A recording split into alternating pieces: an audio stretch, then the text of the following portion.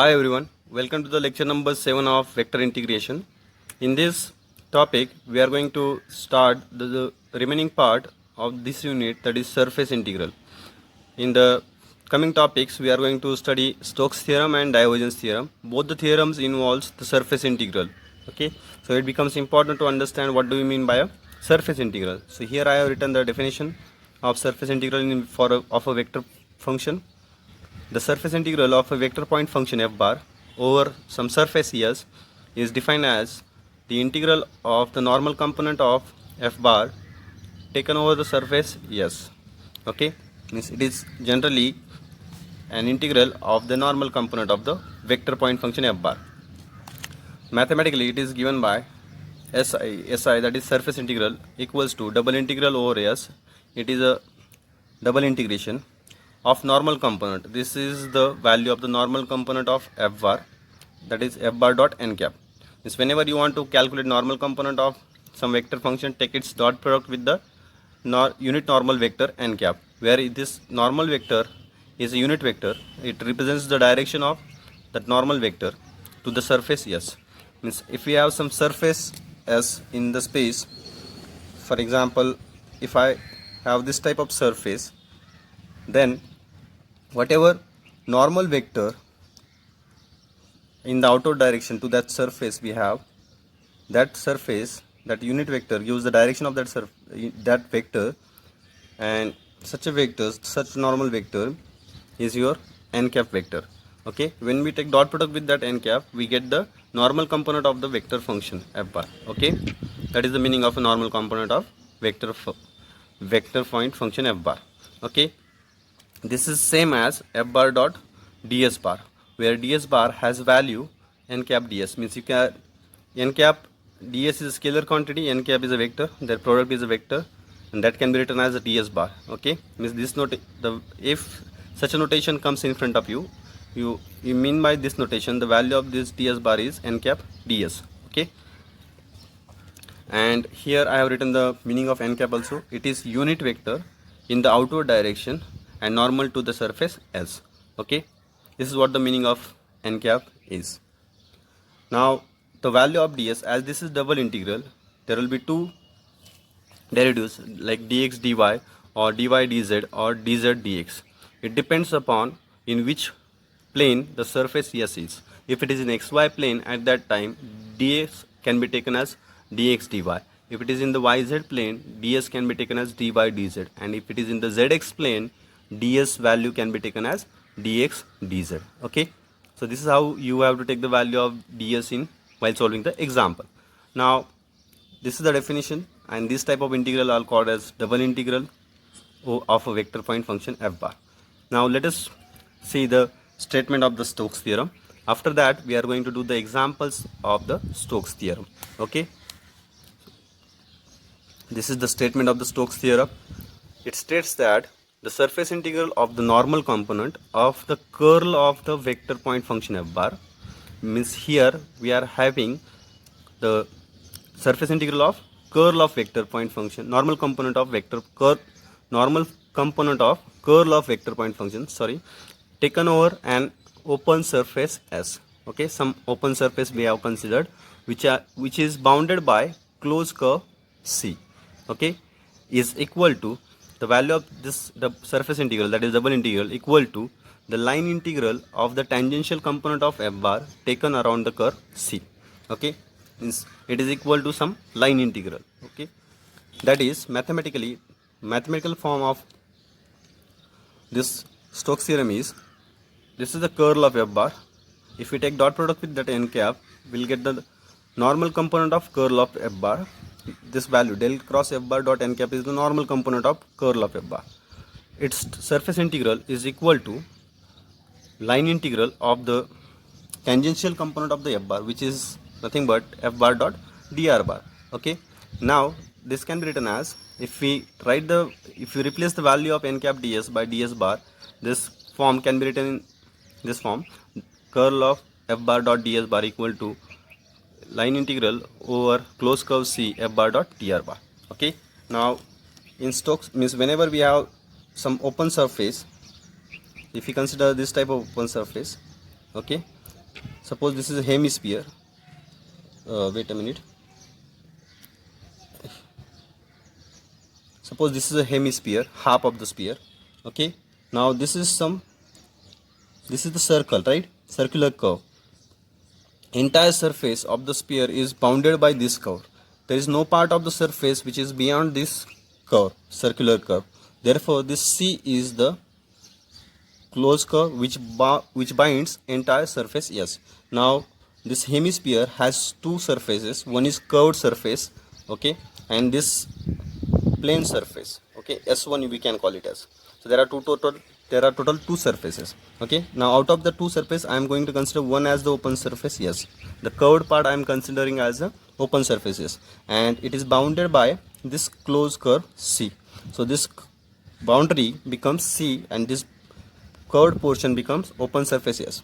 And this normal, if we take some normal vector that is perpendicular vector to this surface, and if we take its direction, which is in the normal direction, perpendicular direction, so this will be your n cap in examples, okay.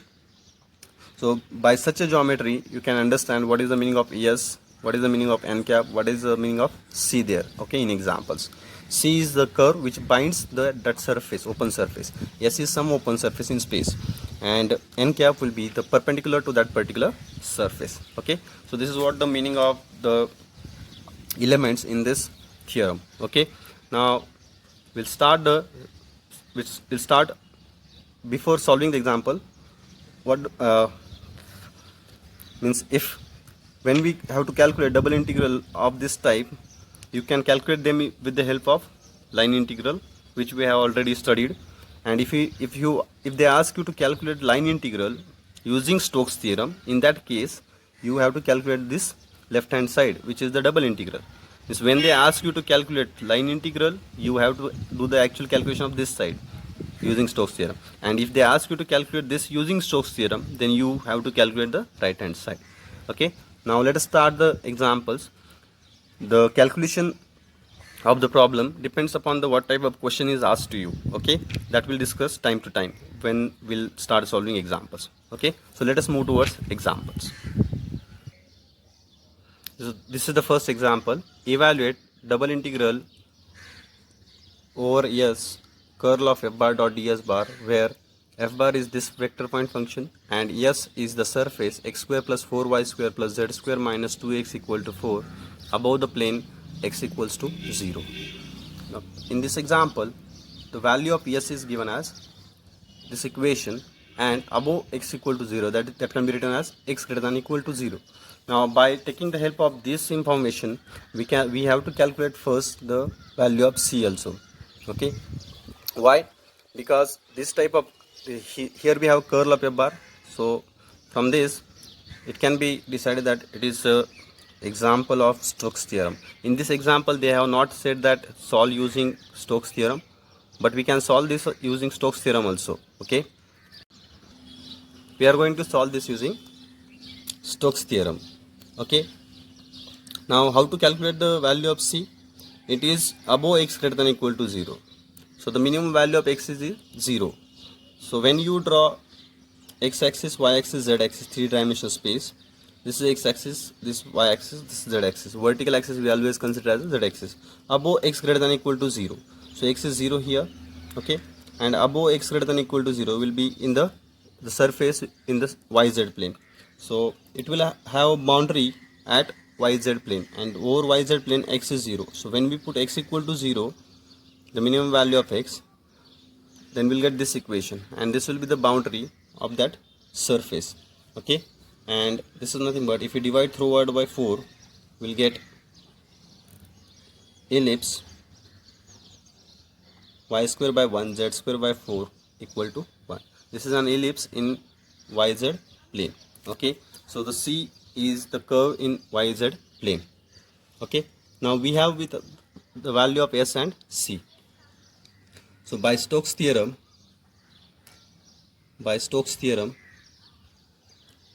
the required integral, double integral over S curl of f bar dot ds bar, can be evaluated using line integral over closed curve C, and C we have already written there, f bar dot dr bar. Now over this C, the value of x is 0. Okay. Therefore, the value of f bar dot dr bar becomes, if you take dot product, x cube minus y cube dx minus xyz dy plus y cube dz.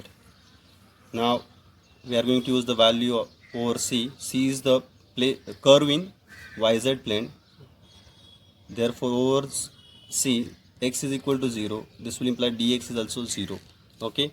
Therefore your integration will get reduced to minus, first term will get vanished. Here also this term also will get vanished, and only the last term will remain, y cube dz. Okay. So this integral only we have to calculate because x is 0 in that curve. Now C is what? An ellipse. So its parametric equation can be used to calculate this remaining integral. Parametric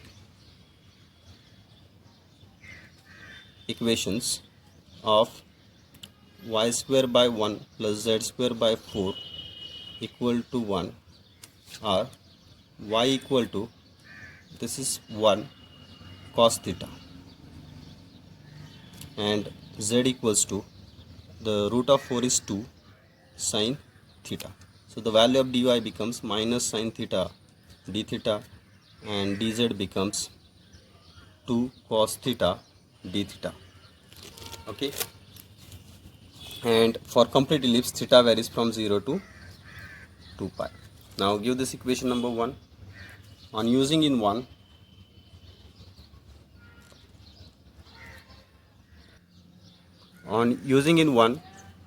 del cross f bar dot ds bar will be equal to integration from 0 to 2 pi. Now y cube dz, y cube of this minus sin cube is minus sin cube theta, sorry, y is cos, sorry, so it will be y cube, that is cos cube theta, and into dz is 2 cos theta d theta, 2 cos theta d theta. Okay. So which is equal to 2 times 0 to 2 pi cos to the power 4 theta d theta. Now for evaluating this integral, we are going to take help of reduction formula. Here the power of cos is even, so this integration will be 4 times by using the reduction formula, 4 times 0 to pi by 2. The range will get changed, cos raised to 4 theta d theta. Now 8 times, the reduction formula of power of cos is, the power is 4, so I will write 4 here, then 3 here, 2, 1. We are going keep on reducing, 4, 3, 2, 1. We know that we do it in reduction formula, and power is even, therefore we will multiply by pi by 2 at the end. So after calculating this, we'll get the final answer as 3 pi by 2, which is the final integral of the problem. One problem for homework of this type I will give. You try to complete at home. This is the problem for homework. Evaluate double integral of curl of f bar dot ds bar, where f is this yi plus zj plus xk, where s is the surface of the paraboloid z equal to 1 minus x square minus y square, comma z greater than equal to 0. Answer for this problem is minus pi. So you can proceed like previous example.